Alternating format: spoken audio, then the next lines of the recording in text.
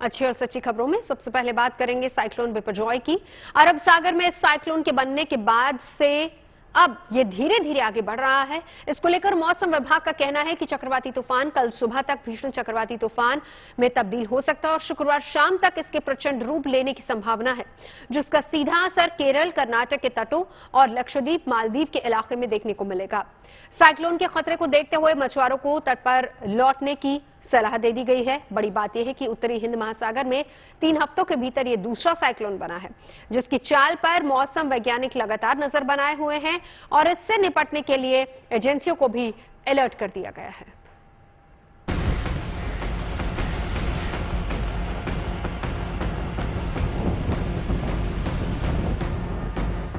केरल तट पर शांत दिख रही समुद्र की ये लहरें कुछ घंटों में विकराल रूप अख्तियार कर सकती हैं, क्योंकि अरब सागर में बना डीप डिप्रेशन अब चक्रवात में तब्दील हो चुका है, जिसके अगले 24 घंटों के दौरान यानी 8 जून की सुबह तक उत्तर की ओर बढ़ने और तीव्र होने की संभावना जताई जा रही है। लिहाजा इस साइक्लोन को देखते हुए मछुआरों को समुद्र से दूर रहने की सलाह दी गई है। मौसम विभाग की ओर से इस अलर्ट के जारी होते ही समुद्र में अपनी नावें लेकर उतरे मछुआरे अब तटों की तरफ लौटने लगे हैं, जबकि कई मछुआरों ने तो चक्रवाती तूफान के खतरे को देखते हुए अपनी नावों को समुद्र तट से दूर बांध दिया है, ताकि तेज हवाओं और लहरों से नावों को कोई नुकसान न पहुंचे। जो सी में फिशरमैन के लिए वार्निंग दी है कि समुद्र में वेंचर ना करे या फिशिंग के लिए ना जाए और अगर कोई गया होगा तो इमीडिएट वापस आए। अभी जो साइक्लोन का ट्रैक दिखाई दे रहा है, अनुमान है, उससे ये नहीं लगता है कि हमें कुछ जो हमारा स्टेट है महाराष्ट्र, गोवा, गुजरात को खतरा अभी तो दिखाई नहीं देता है। उत्तरी हिंद महासागर में 3 हफ्ते के भीतर बनने वाला ये दूसरा चक्रवात है, जिसे बिपरजॉय नाम दिया गया है। बांग्लादेश की तरफ से ये नाम दिया गया है। इससे पहले बंगाल की खाड़ी में बने चक्रवात तूफान मोका ने कुछ रोज पहले ही बांग्लादेश और म्यांमार में खूब कहर बरपाया था। साइक्लोन बिपरजॉय को लेकर मौसम विभाग का जो अनुमान है, उसके मुताबिक गुरुवार सुबह तक इसके भीषण चक्रवाती तूफान में तब्दील होने और शुक्रवार शाम तक इसके प्रचंड रूप लेने की संभावना है, जिसका सीधा असर केरल, कर्नाटक के तटों और लक्षद्वीप, मालदीव के इलाकों में भी देखने को मिल सकता है। इसी के साथ कोंकण, गोवा, महाराष्ट्र तट पर 8 से 10 जून तक समुद्र में बहुत ऊंची लहरें उठने की संभावना है। लेकिन राहत की बात यह है कि ये चक्रवाती तूफान कर्नाटक, गोवा, महाराष्ट्र और गुजरात के तटीय क्षेत्रों से दूर जा रहा है। फिर भी इसके असर से तटीय इलाकों में तेज हवाएं चलेंगी और कुछ हिस्सों में बारिश होने की संभावना भी है।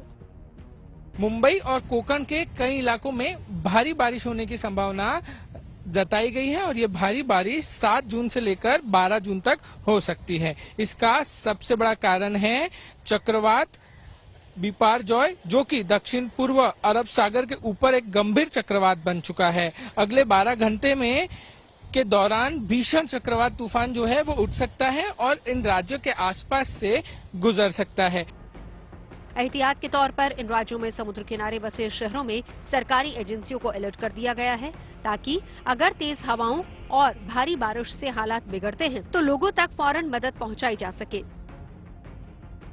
अरबी समुद्रमा जे लो प्रेशरनी परिस्थिति ઊભી થઈ છે, એના કારણે વાવાઝોડું આવવાની જે શક્યતાઓ છે, એના કારણે અમે સુરત જિલ્લા વહીવટીતંત્ર એલર્ટ મોડ પર રાખવામાં આવ્યું છે। ખાસ કરીને આમાં જે દરિયામાં માછીમારો ન જાય એના માટે અમે સૂચનાઓ આપી દીધી છે અને જે માછીમારો દરિયામાં ગયા છે એ તરત આવી જાય એના માટે પણ સૂચનાઓ અમે આપી દીધી છે। फिलहाल मौसम विभाग चक्रवात बिपरजॉय की चाल पर नजर बनाए हुए है और जैसे जैसे ये चक्रवाती तूफान आगे बढ़ रहा है, उस हिसाब से वार्निंग सिग्नल्स में बढ़ोतरी की जा रही है। चक्रवात की मौजूदा चाल को देखते हुए इसका लैंडफॉल पाकिस्तान में होने की संभावना जताई गई है। मुंबई से पारस दामा, सूरत से संजय सिंह राठौर के साथ bureau report, good news today. अरब सागर में इस चक्रवाती तूफान के बनने के बाद इस बात की आशंका भी जताई जा रही है कि इसके चलते दक्षिण पश्चिम मानसून के केरल पहुंचने में भी देरी हो सकती है। इस बारे में हमारे सहयोगी पंकज खेलकर ने मौसम वैज्ञानिक अनुपम कश्यप से बात की। ये जो साइक्लोन है, चक्रवाती तूफान जो है, ये इस वजह से मानसून में देरी हो रही है क्या, ऐसा कह सकते हैं क्या? देखिए, मानसून देर होने का एक तो कारण है जो बंगाल के खाड़ी में कुछ दिन पहले आया था एक चक्रवाती तूफान मोचा, जो कि म्यांमार की तरफ गया। उस वजह से अंडमान निकोबार में मानसून आ गया, लेकिन उसके बाद प्रोग्रेस खास कुछ नहीं हुआ, क्योंकि बाकी जो west central north central Bengal के खाड़ी, ये जो हिस्सा, यहाँ से मॉइस्चर डिप्लीशन हो गया था, तो इस वजह से प्रोग्रेस में थोड़ा बहुत बाधा पहुंचा। अभी ये जो चक्रवाती तूफान बनने जा रहा है, अभी जब वो डिप्रेशन बन गया, इसका जो प्रेडिक्टेड पाथ होगा ऐसा, ये जो ग्रीन कलर बैलून टाइप दिख रहा है, ये आपका लाइन ऑफ अनसर्टेनिटी, यानी कि इस तरफ भी मुड़ सकता है या इस तरफ भी मुड़ सकता है। अभी यदि ये नॉर्थ वेस्ट डायरेक्शन में मूव करेगा, तो in that case monsoon advancement में शायद ये हेल्प कर सकता है। और यदि ये इंडियन सब कॉन्टिनेंट से कोस्ट लाइन से और दूर जाएगा, तो इन दैट केस थोड़ा मानसूनी कारण में बाधा पहुंच भी सकता है। मानसून और भी देर मानसून को हो सकती है। ये देखिए, ये बारे में लगातार हमारे डिपार्टमेंट इसको मॉनिटर कर रहे हैं। अभी जो स्थिति देखा जा रहा है, केरल में मानसून मॉनिटरिंग का जो पैरामीटर्स है, इसमें बारिश अभी हो रहा है, जितना एक्सपेक्टेड उतना नहीं, लेकिन स्लोली बढ़ रहा है। साथ में मेघमायता बादल, ये अभी जो लेवल एक्सपेक्टेड होना चाहिए उससे थोड़ा बहुत कम है। जो जोनल विंड एक देखते हैं लोअर ट्रोपोस्फेरिक लेवल में, ये भी प्रॉपर स्पीड पकड़ लिया, एवं जो एक डेप्थ ऑफ वेस्टर्ली, यानी कि पश्चिम होते हुए हवा, ये डेप्थ आज के दिन में जो अपर एयर में होना चाहिए मिड ट्रोपोस्फेरिक लेवल, ये पहुंच गया। तो एक्सपेक्टेड केरल ऑनसेट जल्दी होने जा रहा है। अगले 2-3 दिन में केरल ऑनसेट यानी केरल में मानसून दस्तक दे सकता है। ये देखिए, जो अभी पैरामीटर्स के हिसाब से देखा जा रहा है कि ये बहुत जल्दी केरल ऑनसेट की तरफ जा रहा है।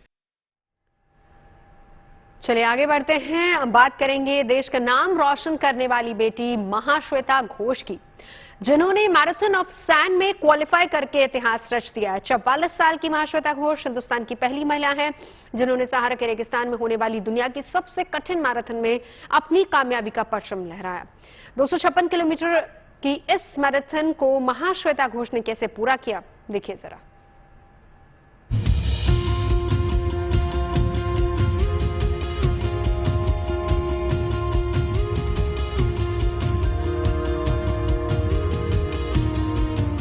आसमान से आग उगलता सूरज और गर्म हवा के थपेड़ों के बीच शान से तिरंगा लहराते हुए अपना मेडल दिखाती ये है 44 साल की महाश्वेता घोष,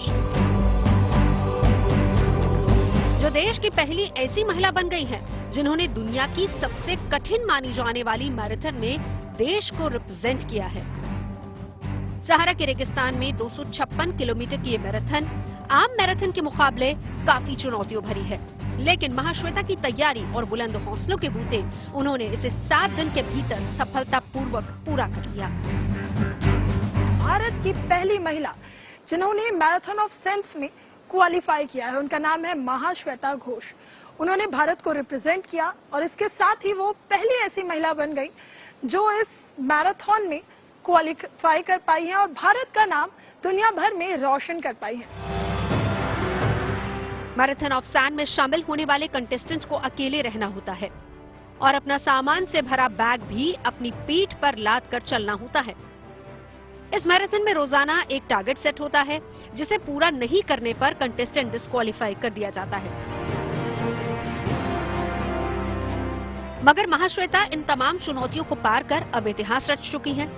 दिलचस्प बात यह है कि महाश्वेता घोष को मैराथन ऑफ सैंड में हिस्सा लेने की प्रेरणा एक वेब सीरीज को देखकर मिली। ये रेस जो है वो मोरक्को में होता है, सहारन मोरक्को में 256 किलोमीटर का होता है, 7 दिन का होता है। हाँ। और इसको एक मल्टी स्टेज रेस बोला जाता है, जिसका मतलब ये होता है कि ये एक रेस के अंदर में 6 रेस होता है। आपको हर स्टेज क्वालिफाई करके फिर अगले दिन जाना है। तो जैसे आपने पहले दिन आपका एक रेस जो है वो एक पर्टिकुलर टाइम में शुरू होगा जब रेस फ्लैग ऑफ होता है, जैसे कोई भी इवेंट होता है यहाँ पे। उसके बाद एक गिवन टाइम में आपको वो रेस खत्म करना होता है, जिसका डिस्टेंस, टाइम डिसाइडेड होता है और उस टाइम तक आपको वापस आना है कैंप अपना रेस खत्म करके। अगर आप उस टाइम पे नहीं आई तो आपको फिर आप डिस्क्वालीफाई हो जाते हो, अगले दिन नहीं रेस कर सकते। तो आपका एक जो स्टैंडर्ड टाइम ऑफ रेसिंग होता है वो बहुत ज्यादा होता है, उसके वजह से आप बहुत देर तक ज्यादा धूप में हो और टेम्परेचर तो 40+ डिग्री था, इस बार ऑलमोस्ट 48 था कई बारी, तो उसके कोई शेड नहीं होता है, आपको बस चलते जाना है और इतनी देर घंटे आप एक्स्ट्रा उस धूप में हो, तो वो सारी चीजें मिला के ये काफी मुश्किल होता है। महाश्वेता मैराथन में हिस्सा लेने के अलावा एक कंपनी में नौकरी भी करती हैं। महाश्वेता ने बताया कि कॉलेज के दिनों में वो अपने बढ़ते हुए वजन से काफी परेशान थी, लिहाजा उन्होंने फिटनेस पर काम करना शुरू किया और साल 2012 में वो पहली बार मैराथन में दौड़ी, जिसके बाद उन्होंने कभी पीछे मुड़ के नहीं देखा और अब उनकी इस उपलब्धि पर उनके पति और परिवार वाले बेहद खुश हैं। मैं अकेली बेटी हूँ, तो फिर वो सारा जो प्यार है वो उभर के मेरी तरफ ही आता है।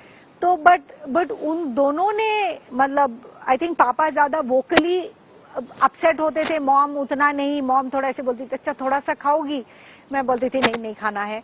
बट आज के डेट में आई थिंक ये MDS करने के बाद दोनों समझते हैं सबसे पहली बात कि भाई मैंने ये क्यों किया, क्यों मैंने नहीं खाया, क्या पाया। आज जब पा लिया तो वो शायद उसको ज्यादा समझ पाते हैं। They are both very proud of me to say the least.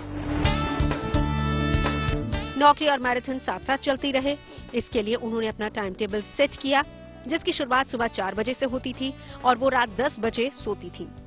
इतना ही नहीं, खुद को फिट रखने के लिए वो मीठा नहीं खाती और काफी हेल्दी डाइट लेती हैं।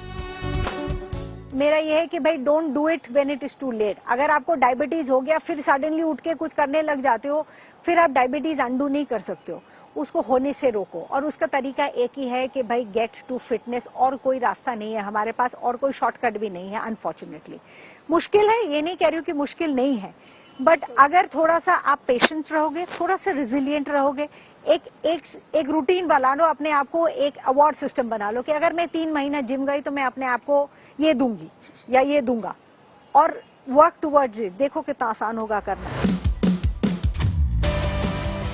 महाश्वेता के घर की दीवार पर टंगे दर्जनों मेडल और मैराथन ऑफ सैन की इस कामयाबी के साथ ही उन्होंने ये साबित कर दिया कि मंजिल उन्हीं को मिलती है जिनके सपनों में जान होती है। पंखों से कुछ नहीं होता, हौसले से उड़ान होती है। दिल्ली से Neetu Jha, good news today. और अब आज जम्मू के सिद्धरा में बनकर तैयार हुए तिरुपति बालाजी मंदिर की मां वैष्णो देवी और अमरनाथ यात्रा पर आने वाले भक्त अब जम्मू में ही बालाजी के दर्शन कर पाएंगे। शिवालिक जंगलों के बीच बने बालाजी के दिव्य दरबार के कपाट 8 जून से भक्तों के लिए खोल दिए जाएंगे। शनिवार से ही मूर्ति की प्राण प्रतिष्ठा के साथ विशेष पूजा अर्चना शुरू हो चुकी है। आंध्र प्रदेश से आए 45 विद्वानों की मौजूदगी में मंत्रोच्चार के साथ यहां पर पूजा अर्चना हो रही है। पंडितों की तरफ से लगातार मंत्रों का जाप जम्मू के बाहरी इलाकों में लगातार गूंज रहा है, जो मजीन गांव में बने तिरुपति बालाजी मंदिर में चल रही पूजा मूर्ति स्थापना होने तक चलता रहेगा। इस भव्य मंदिर का निर्माण तिरुमला तिरुपति देवस्थानम की ओर से करवाया गया है। तिरुमला तिरुपति देवस्थानम बोर्ड की तरफ से 496 कनाल यानी कि 62 एकड़ भूमि पर इस मंदिर को 2 चरणों में बनवाया जा रहा है। पहले चरण में भगवान बालाजी का मंदिर बनकर तैयार हो चुका है और इसी चरण में मंदिर के पुजारियों और बोर्ड के स्टाफ सदस्यों के रहने के लिए आवास, शौचालय और पार्किंग स्थल भी तैयार हो चुके हैं। तिरुमला तिरुपति देवस्थानम बोर्ड के मुताबिक दूसरे चरण में वेद पाठशाला, आध्यात्मिक केंद्र के निर्माण का लक्ष्य रखा गया है, जिसको पूरा किया जाएगा। 62 एकड़ में फैले इस मंदिर के निर्माण में लगभग 30 करोड़ रुपए का खर्च आएगा। तिरुमला तिरुपति देवस्थानम बोर्ड की ओर से देश में बनाया जाने वाला ये 5वां बालाजी मंदिर है। पत्थरों से बना ये मंदिर दक्षिण भारत की उत्कृष्ट कलाकारी का नमूना भी है, जिसके निर्माण के लिए बड़ी संख्या में आंध्र प्रदेश से कारीगरों और मजदूरों को लाया गया है, जिन्होंने जम्मू के इस मंदिर को तिरुपति बालाजी मंदिर की तर्ज पर ही बनाया है। मंदिर निर्माण में जिस पत्थर का इस्तेमाल किया जा रहा है वो भी कर्नाटक और आंध्र प्रदेश से ही लाया गया है।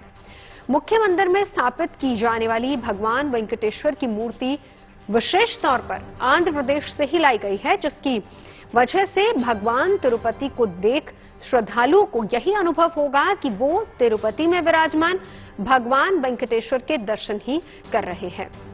जिसकी वजह से लाखों की संख्या में लोग जम्मू में ही भगवान श्री तिरुपति बालाजी के दर्शन कर पाएंगे। माता वैष्णो देवी दरबार के बाद जम्मू का दूसरा सबसे बड़ा मंदिर है। धार्मिक पर्यटन की दृष्टि से भी ये मंदिर काफी अहम हो जाता है। दक्षिण भारत के लोगों की तरह उत्तर भारत के लोगों की तिरुपति बालाजी मंदिर में गहरी आस्था है। हालांकि कई बार आंध्र प्रदेश के ऐतिहासिक शहर चित्तूर जाकर भगवान बालाजी के दर्शन करना मुमकिन नहीं हो पाता। हालांकि अब उनके लिए अपने आराध्य का दर्शन आसान हो जाएगा। श्री माता वैष्णो देवी या फिर अमरनाथ यात्रा पर जाने वाले श्रद्धालु सबसे पहले बालाजी मंदिर के दर्शन कर पाएंगे। देश विदेश से आने वाले श्रद्धालुओं को यही महसूस होगा कि वो तिरुपति में विराजमान भगवान वेंकटेश्वर के भव्य मंदिर के दर्शन कर रहे हैं। कल यानी बृहस्पतिवार को जम्मू संभाग को एक बहुत बड़ी सौगात मिलने जा रही है।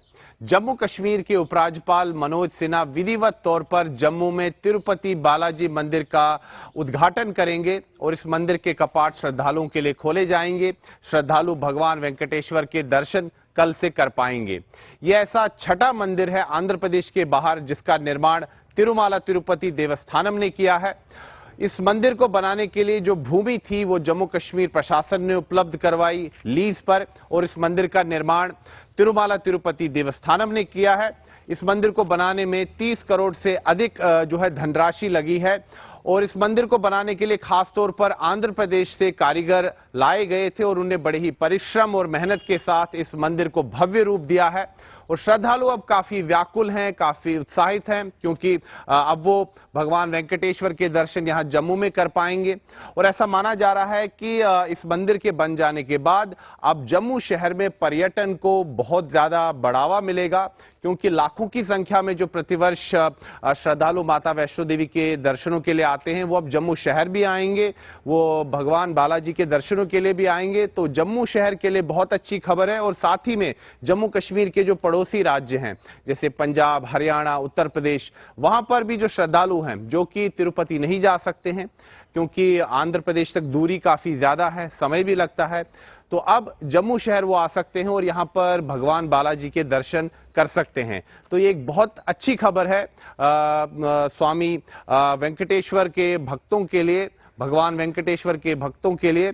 और यहां जम्मू शहर में इससे पर्यटन को काफी ज्यादा बढ़ावा मिलेगा। इसको लेकर जम्मू संभाग के लोग भी काफी उत्साहित हैं और जम्मू कश्मीर प्रशासन भी काफी जो है उत्साहित है क्योंकि उनका मानना है कि जम्मू शहर में अब श्रद्धालु काफी ज्यादा आएंगे, इससे नौकरियों के अवसर भी बढ़ेंगे और लोगों को जीविका कमाने का भी अवसर मिलेगा। तिरुपति बालाजी मंदिर की तर्ज पर ही इस मंदिर को भी यहां पर इसका निर्माण किया गया है। तिरुपति बालाजी का वास्तविक नाम श्री वेंकटेश्वर स्वामी है, जिन्हें भगवान विष्णु का अवतार माना जाता है। और धार्मिक मान्यताओं के मुताबिक भगवान श्री वेंकटेश्वर अपनी पत्नी पद्मावती के साथ तिरुमला में निवास करते हैं। ऐसी मान्यता भी है जो भी भक्त सच्चे मन से भगवान वेंकटेश्वर के सामने प्रार्थना करता है उसकी सभी मनोकामनाएं पूरी हो जाती हैं। भक्त अपनी श्रद्धा के मुताबिक यहां आकर तिरुपति मंदिर में अपने बाल दान करते हैं। ऐसा भी कहा जाता है कि भगवान वेंकटेश्वर स्वामी की मूर्ति पर जो बाल लगे हैं वो असली हैं, इसीलिए उनके ये बाल कभी भी उलझते नहीं हैं और हमेशा मुलायम रहते हैं। तिरुपति बालाजी मंदिर में भगवान वेंकटेश्वर की प्रतिमा इतनी जीवंत है कि ऐसा लगता है कि जैसे भगवान विष्णु स्वयं यहां पर विराजमान है। भगवान की प्रतिमा को पसीना आता है, पसीने की बूंदें देखी जा सकती हैं, इसीलिए मंदिर में तापमान कम रखा जाता है। श्री वेंकटेश्वर स्वामी के मंदिर से 23 किलोमीटर की दूरी पर एक गांव है जहां किसी बाहरी व्यक्ति के प्रवेश करने की इजाजत नहीं है। ये गांव वाले लोग बहुत ही अनुशासित हैं, नियमों का पालन कर जीवन व्यतीत करते हैं। मंदिर में चढ़ाया जाने वाला पदार्थ जैसे कि फूल, फल, दही, घी, दूध, मक्खन इसी गांव से आता है। जब मंदिर के गर्भगृह में प्रवेश करेंगे तो ऐसा लगेगा कि भगवान श्री वेंकटेश्वर की मूर्ति गर्भगृह के बीचों बीच है, लेकिन आप जैसे ही गर्भगृह के बाहर आएंगे तो आप चौंक जाएंगे क्योंकि बाहर आकर ऐसा प्रतीत होता है कि भगवान की प्रतिमा दाहिनी तरफ मौजूद है। अब ये सिर्फ भ्रम है या फिर भगवान का कोई चमत्कार, इसका पता आज तक किसी को नहीं चल पाया है।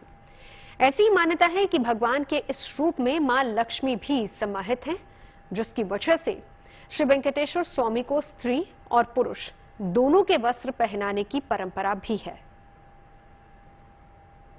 खबरें सच्ची होनी चाहिए, अच्छी खुद ब खुद लगती हैं। Navjot Randhawa signing off.